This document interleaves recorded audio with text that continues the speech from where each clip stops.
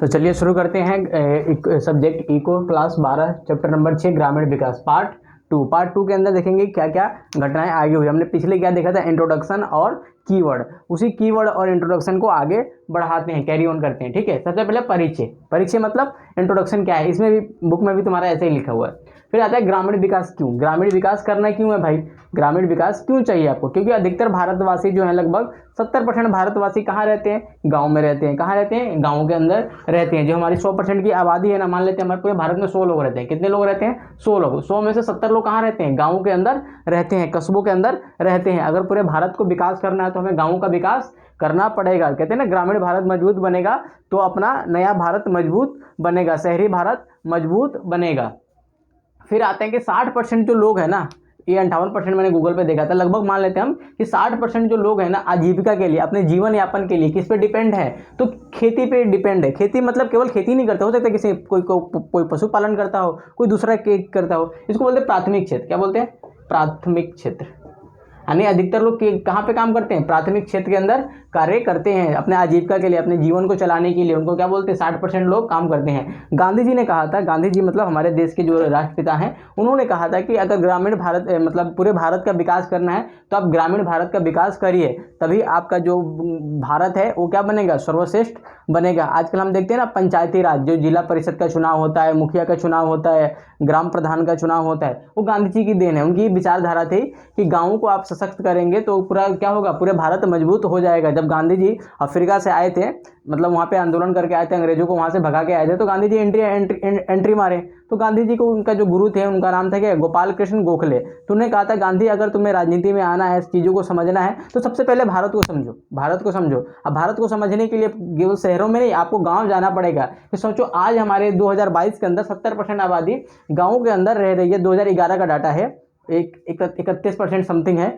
शहरों में 31% लोग शहर में रहते हैं, लगभग 70% हम मान लेते हैं गांव में रहते हैं। तो आपको भारत को समझना है तो गांव को समझना पड़ेगा। तो गांधी जी भी यही बात कहते थे कि पूरे भारत का विकास करना है तो गांव का विकास बहुत जरूरी हो जाता है। ठीक है, फिर आता है ग्रामीण विकास क्या है। ग्रामीण विकास क्या है? तो ग्रामीण विकास एक व्यापक अवधारणा है, इसके अंदर हर चीज़ आ जाता है, हर चीज़ आ जाता है जो ग्रामीण को आगे ले जाए, ग्रामीण को क्षेत्र को मजबूत बनाए, उसको हम क्या कहते हैं? ग्रामीण विकास कहते हैं। उसके अंदर क्या आता है? शिक्षा।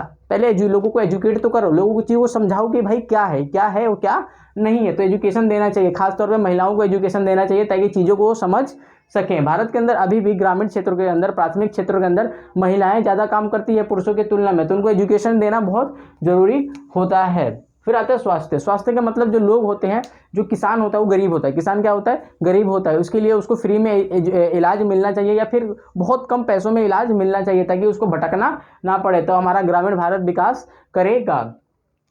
फिर आता है कौशल। कौशल मतलब होता है उसको ट्रेनिंग तो दो, कोई काम करने का, कोई चीज़ बनाने का, ताकि वो उसके अंदर कुशलता हो, कोई भी चीज़ आसानी से कर सके, उसकी ट्रेनिंग होनी चाहिए। फिर आता है भूमि सुधार। क्या आता है? भूमि सुधार। हम जानते हैं कि भारत किसका गुलाम था? अंग्रेजों का गुलाम था। गुलाम तो अच्छा वर्ड नहीं है, उपनिवेश थे हम। क्या थे? किसके उपनिवेश थे?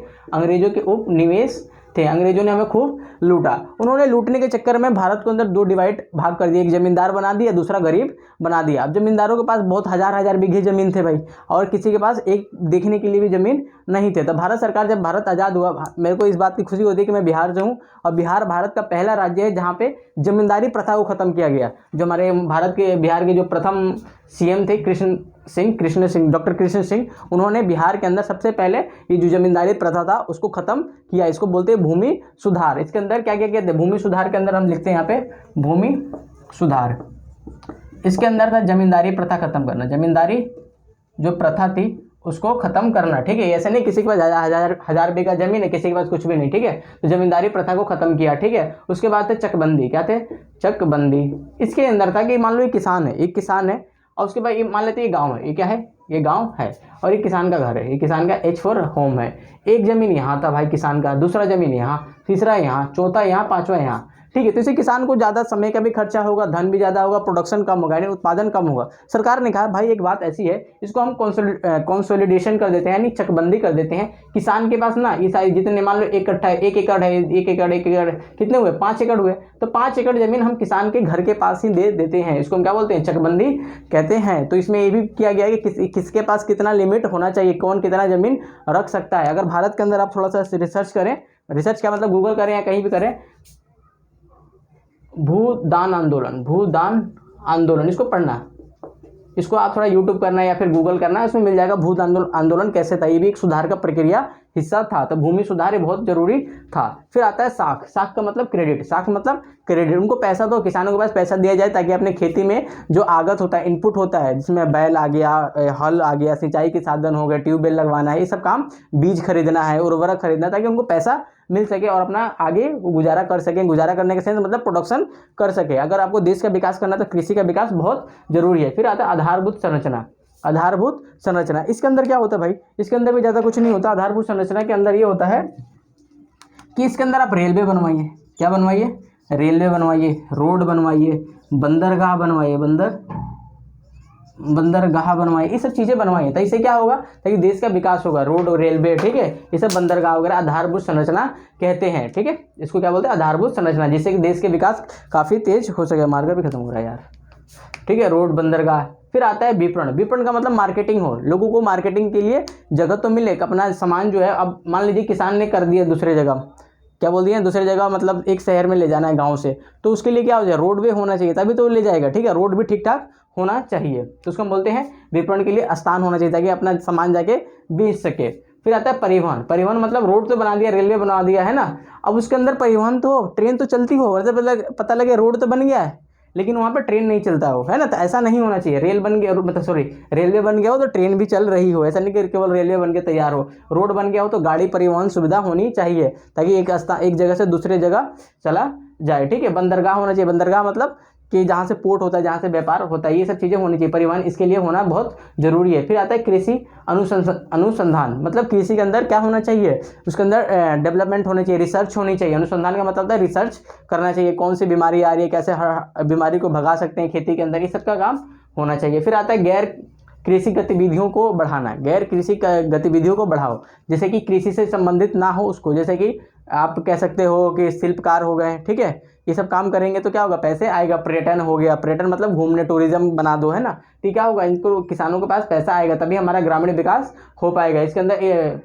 अंदर इलेक्ट्रिसिटी भी, बिजली भी होनी चाहिए, बिजली भी होनी चाहिए, ताकि अपना आधारभूत संरचना के अंदर बिजली भी होनी चाहिए, ताकि उसका अधिक से अधिक विकास हो सके। अब आते हैं इस टॉपिक में, ग्रामीण क्षेत्रों में साख, यानी पैसा कहाँ से है। सरकार हमेशा प्रयास करती है कि लोगों के पास पैसा होना चाहिए, अधिक पैसा होगा तो लोग, हमारे जो ग्रामीण जनता है, किसान है, वो अधिक से अधिक विकास कर पाएंगे। तो इसमें क्या है, साख जो होता है क्रेडिट, यानी पैसे कहाँ से लेते हैं। तो किसान जो है ना, मान लेते हैं हमारा एक किसान है भोलू राम, ठीक है, अभी कहाँ से पैसा लेगा, या तो संस्थागत स्रोत होगी या फिर गैर संस्थागत, जिसको बोलते हैं औपचारिक क्षेत्र या फिर अनौपचारिक क्षेत्र बोलते हैं। संस्था को औपचारिक भी कह सकते हो, गैर संस्था को अनौपचारिक भी कह सकते हो, पेपर में कुछ भी दे सकता है, ठीक है। अब आते हैं औपचारिक क्षेत्र, होता है जहाँ पर आप जिससे पैसा लेते हो ना, उसको आप व्यक्तिगत तौर से नहीं जानते, केवल इंस्टीट्यूशन को जानते हो, संस्था को जानते हो। आप बैंक में जाते हो, एसबीआई से पैसा लेने, मैनेजर को जानते हो, नहीं जानते हो, मैनेजर एक पोस्ट को केवल जानते हो, उसको हम क्या बोलते हैं, औपचारिक क्षेत्र बोलते हैं। अनौपचारिक मतलब जहाँ से आप पैसे ले रहे हो, उसको व्यक्तिगत के बारे में भी जानते हो, उसको हम अनौपचारिक क्षेत्र कहते हैं। तो संस्थागत क्षेत्र होता है, उसमें क्या आता है, सरकार आता है, सरकार से आप पैसा ले सकते हो, बॉन्ड वगैरह जारी करती है, वहाँ से पैसा ले सकते हो। अब बैंक से पैसा ले सकते हो, एसबीआई हो गया, पंजाब नेशनल बैंक हो गया, बैंक ऑफ इंडिया हो गया, इन सब से जब पैसा लेते हैं तो उनको हम क्या कहते हैं, संस्थागत स्रोत कहते हैं। फिर आता है स्वयं सहायता समूह, स्वयं सहायता समूह, कुछ लोगों का ग्रुप होता है जो कि पैसा देता है, काफ़ी ब्याज इनका जो होता है, ब्याज मतलब ऋण जो होता है काफ़ी कम होता है। फिर आता है सहकारी समूह, क्या होता है, सहकारी समूह, ये भी एक प्रकार का ग्रुप है जो कि, लेकिन ये लीगल है, ये भी लीगल है, मतलब इसकी वैधता थोड़ी सी ज़्यादा है, इसकी इंपॉर्टेंस ज़्यादा है सहकारी समूह का, आप वहाँ से ही पैसा ले सकते हैं, ठीक है। इसमें जो सबसे इंपॉर्टेंट है नाबार्ड है, क्या है, नाबार्ड है। जब 1970 के दशक में हरित क्रांति आया तो सरकार ने सोचा कि भाई इनको पैसा भी तो देना चाहिए, ठीक है। तो नाबार्ड की स्थापना हुई थी 1982 के अंदर, 1982 के अंदर इसकी 12 जुलाई को इसकी स्थापना हुई थी। नाबार्ड का हेडक्वार्टर जो है ना, वो मुंबई में है, लोग दिल्ली कर देते हैं, मुंबई है। कहाँ पर है, नाबार्ड का हेडक्वार्टर मुंबई के अंदर है। इसका जो मतलब होता है national bank for agriculture and rural development, Hindi में याद करिए इसका, राष्ट्रीय कृषि एवं ग्रामीण विकास बैंक। हाँ, एक चीज़ अगर आप नोट कर सकते हैं, जो नाबार्ड बैंक है ना, ये किसी को लोन नहीं देता, आपको कैसी बात कर रहे हो भाई, ये लोन नहीं देता, लोन के लिए काम करता है, ठीक है, जो दूसरे बैंकों के माध्यम से लोन ये देता है। आप सीधे जाके इसमें खाता नहीं खुलवा सकते, आपको लोन नहीं देगा, ये केवल विकास का काम ही करता है। क्या करता है, ये विकास बैंक है, यानी खेती का कैसे विकास हो इस पर काम करता है। ये पैसा दूसरे बैंक को देता है, दूसरा बैंक आपको देता है। ये स्वयं सहायता समूह को पैसा दे सकता है, ये सहायकी समूह को पैसा दे सकता है, ये बैंक को पैसा दे सकता है, ये सरकार को पैसा दे सकता है। उसके माध्यम से फिर आपके किसानों के पास पैसा पहुंचता है, डायरेक्ट किसान जाके इसमें पैसा नहीं ले सकता है, ठीक है। ये 1982 में बना। फिर आते हैं मूल्यांकन। मूल्यांकन मतलब जो ये अपना साख है, इससे क्या फ़ायदे हुए और क्या नुकसान हुए। तो देखो, फ़ायदे तो ऑब्वियसली हुए हमारे, जो हमारे खेती बाड़ी के जो लोग थे, किसान क्रेडिट कार्ड का नाम सुना है, वो इनसे फ़ायदे हुए, लेकिन इससे नुकसान भी हुए। फ़ायदे ही हुए कि लोगों को लोन आसानी से मिलने लगा, कम सस्ते दामों पे मिलने लगा, ये सब फ़ायदे हुए। लेकिन नुकसान क्या हुआ, इसमें ज़्यादा कागजी कार्रवाई होती है।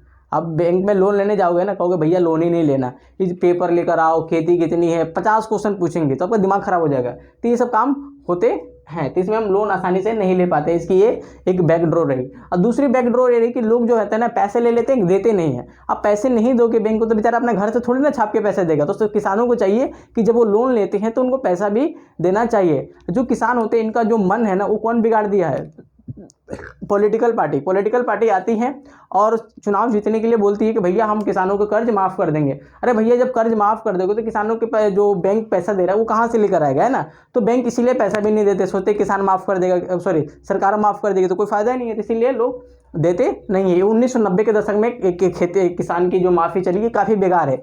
माफ़ी नहीं करना चाहिए, कम करना चाहिए, ब्याज माफ़ कर देना चाहिए, मूलधन तो देते भाई, है ना। तो ये हमारा क्या था, इसका साख का मूल्यांकन था। अब अगले पार्ट में देखेंगे, ठीक है। जय हिंद।